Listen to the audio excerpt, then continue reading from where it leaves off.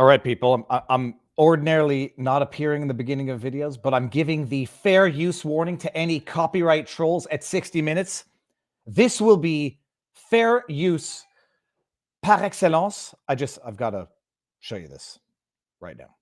Over the top, like the Democrats are a party of pedophiles.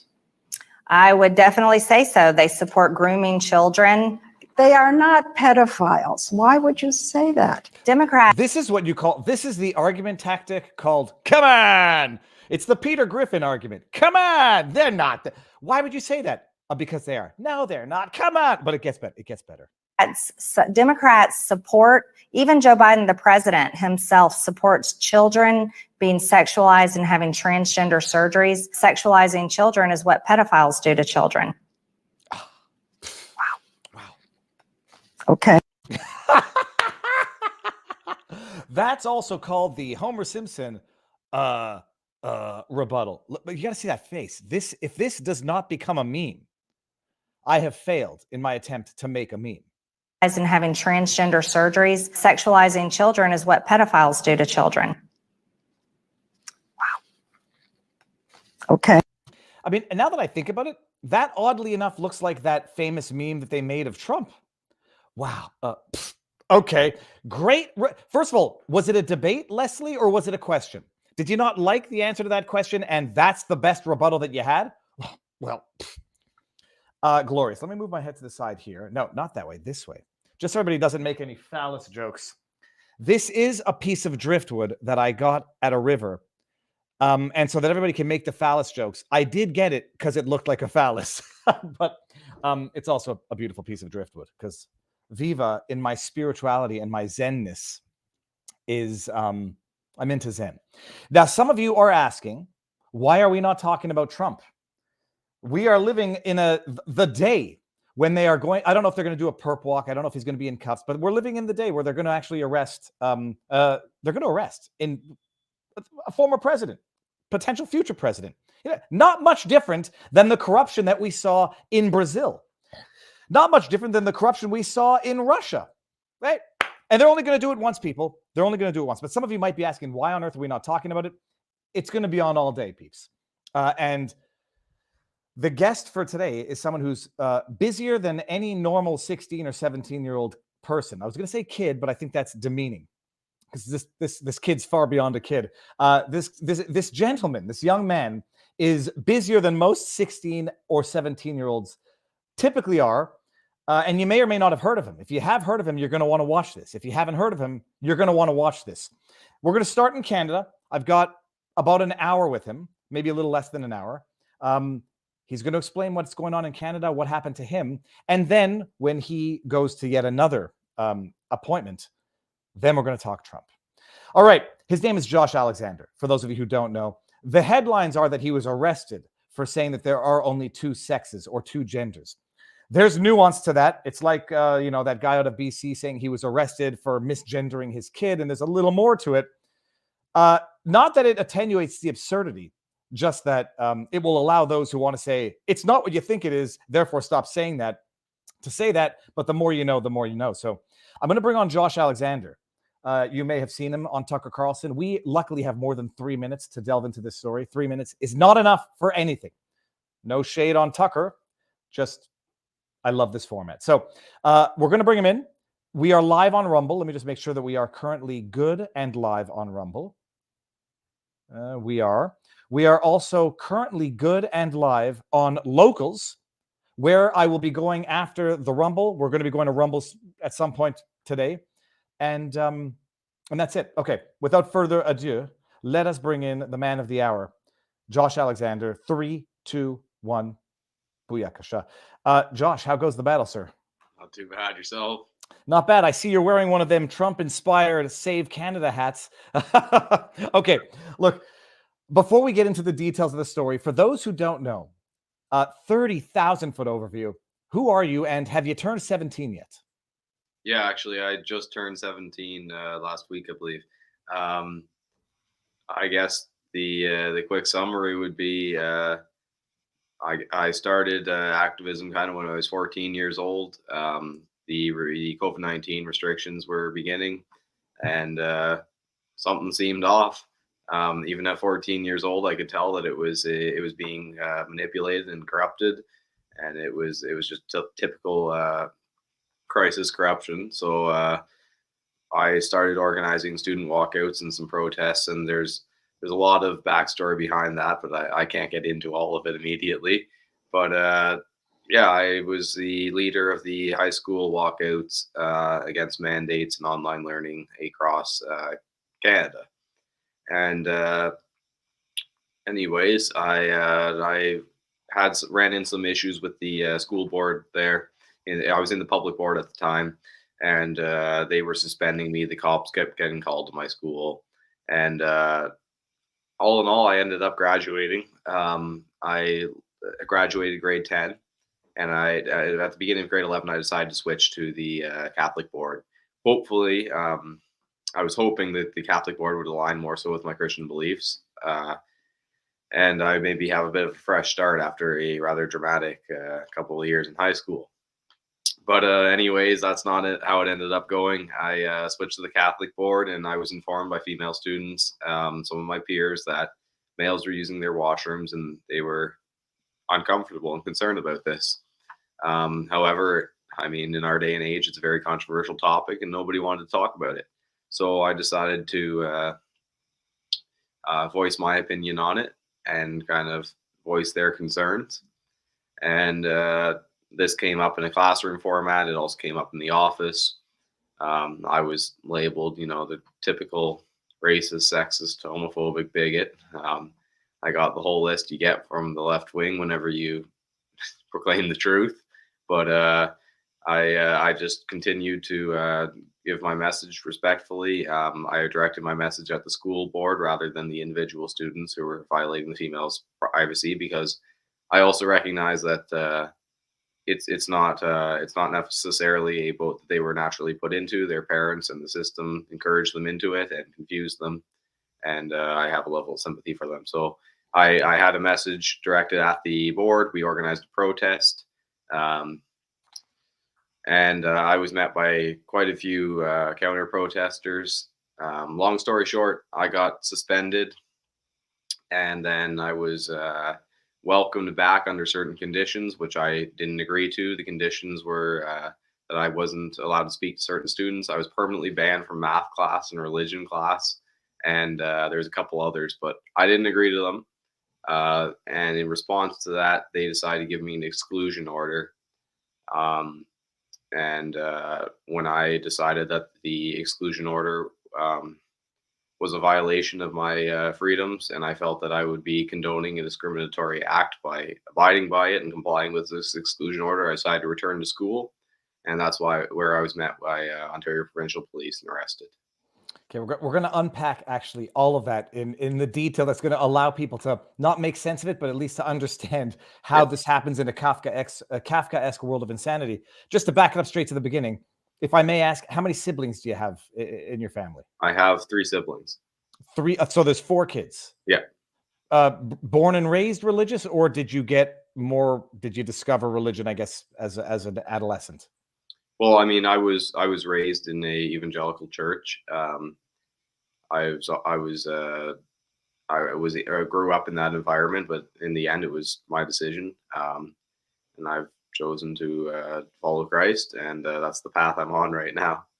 And so 4 kids. Are you the youngest, the oldest? Where do you fit in there? I'm the second youngest. Second youngest. Okay. Born and raised in Canada. Obviously, I can tell. Maybe are you Northern Ontario, or where are you from originally, or born?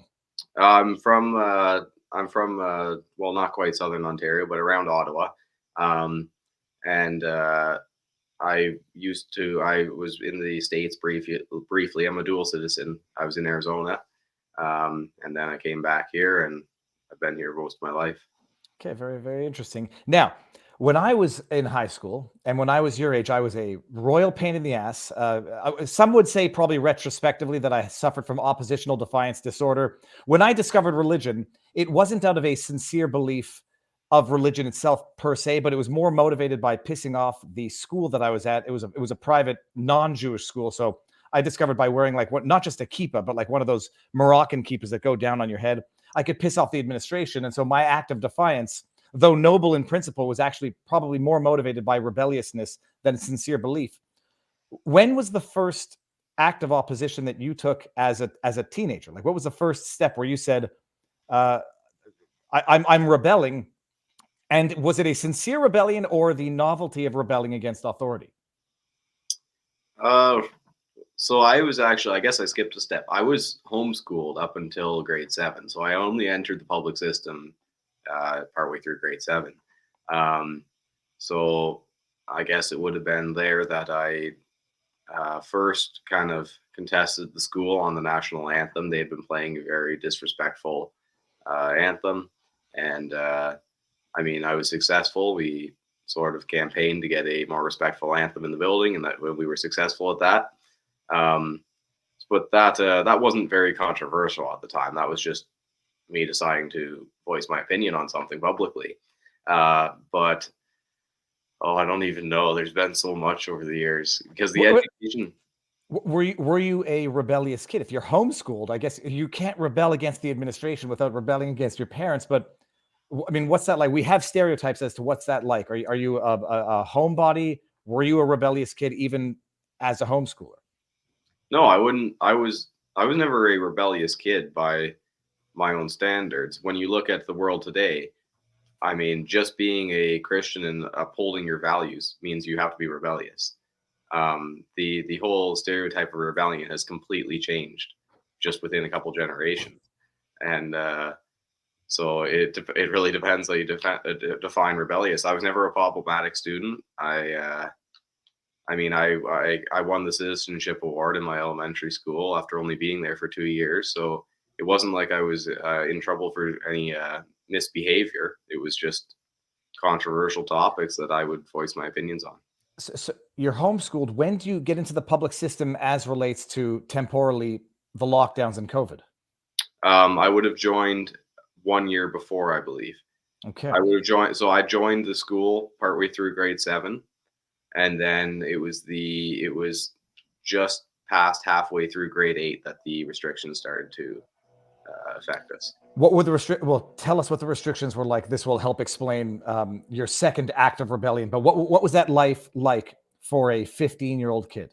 Yeah, so there. I mean, it would start slowly, and over time it would prove to just get worse and worse. But for one, there was they told us that we're just going off school for 2 weeks to flatten the curve, and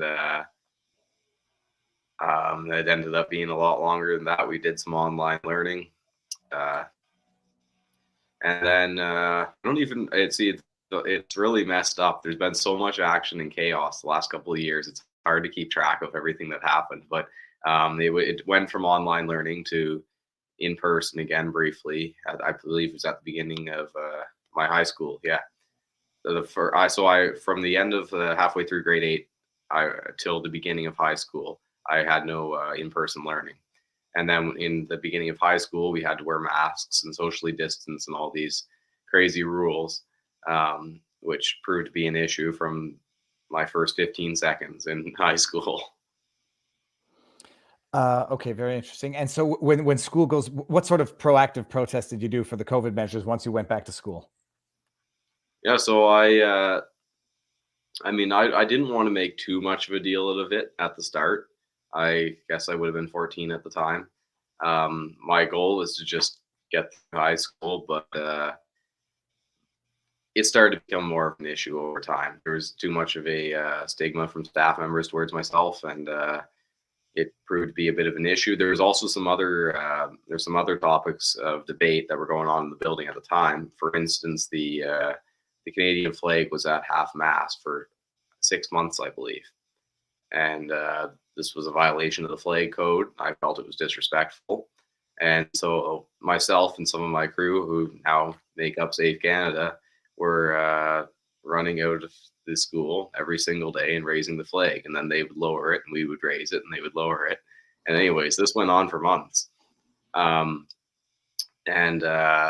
Anyways, it got to the point where there was one day where just in my morning classes, I had already raised the flag 4 times in one day.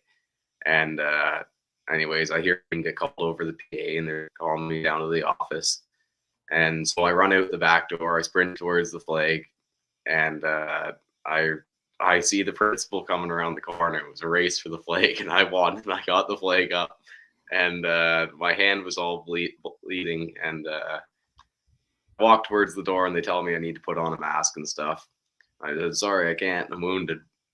And so anyways, this struck quite a controversy in the board. There ended up being a big board meeting um, about me raising the flags at the school, and they told me I'd be suspended if I did it again. I challenged it, said it was disrespectful, and anyways, they called for a meeting, and the flags went up all across the board the next day. So Yeah, why was the flag at half mast? Was that in relation to the residential school situation? Was it because this was to commemorate the I'm not saying this to be belittling. I'm actually going to say this just to illustrate the absurdity of it. But they were at half mast. We noticed this everywhere for an extended period of time, and I think the rationale was that it was to commemorate the tragedy of the residential schooling issue. Which had been recently discovered by the media, though known to everyone for decades. That was the reason why they were at half mast. yes, that was the reason, and I addressed that, and I spoke to them and I said, look, I get it. It was a tragedy. It was awful. What happened in those residential schools, and I said, the flags. I mean, if you want to lower them as a sign of respect, a sign of solidarity, but do not keep them down for 6 months. I mean, they were supposed to be down for each student or something, and a day for each student. And I said we didn't lower the flags for every soldier that died fighting for our country. That's not like it loses its value lowering the flag when you do it every single day. And then there was also a friend of mine at the school that passed away, and the flag, of course, didn't get lowered for them. Usually, they would lower the flag if something like that happened because it was already been lowered for months. So there's no significance in it. And Okay, let me ask a very personal question. Can I ask how that student passed away? it was health issues. They were disabled. And you say, disrespectful to the flag. I also viewed it as being demoralizing to a nation where everyone's like, why is the flag down for 6 months? And I'll maybe say my bit here. Disrespectful in that the media and the government purported that this was a new thing. We just discovered the extent of this tragedy. They had known for a decade. It was just Justin Trudeau that decided to weaponize it come election season. And oddly enough, they're lowering the flag to commemorate the atrocity of the residential school system, which was a government atrocity at the time performed for the greater good and for the good of the kids when they were ripping Native kids from their families to assimilate them. And then when they were in these institutions, abusing them and experimenting on them, done by the government or with the expressed authorization of the government. And the rationale was for the good of the kids. Yeah. So what happened? Bloody hand. You go in, you say, I can't put the mask on, and you won the race to the flag. What happens to you after this? Well, they actually, in typical school board fashion, they decided to only address the issue and call me to the office to discuss it the final day before Christmas break. This has actually happened now on my Catholic board. It seems to be a pattern they like to use because we go on break for 2 weeks and they don't have to see me for 2 weeks after that. So they addressed it, and I said, all right, I want names. Give me names. I'll go and talk to them. And we'll discuss why the flag's down. If otherwise, I'm just going to keep raising it myself. Anyways, like I said, they called for a meeting, and the flags went up all across the board, and so that was kind of our first success. We had been posting on our social medias for Save Canada, just of us raising the flag. Occasionally, we'd make some videos out of it, but it was very small things like that. That's just an example of what would happen at the schools. But then, yeah, the convoy was starting to roll around. We had already done one protest with 4 students. There's 4 of us that walked out and went to the road. And we got met by some community supporters, but like the protests in the schools were quite pathetic at the time. When the convoy started to roll around, there was a lot more people eager to end these restrictions, and they started to listen to what I was saying. And I decided to organize a protest. I'd say maybe 40 students came out of a school of 300, and the cops were called. I spent hours in the office negotiating. The principals told me I'd be suspended, and anybody who attended would be put in detention for as many minutes as they walked out for. For attending the convoy or for protesting along For with attending my protest Okay. in And solidarity with the convoy. Wow. All right. Now, hold on. Before you carry on, everybody on YouTube, we're going to end it here. And we're going to go to Rumble. It changes nothing on our end, Josh. I'm just going to click the link.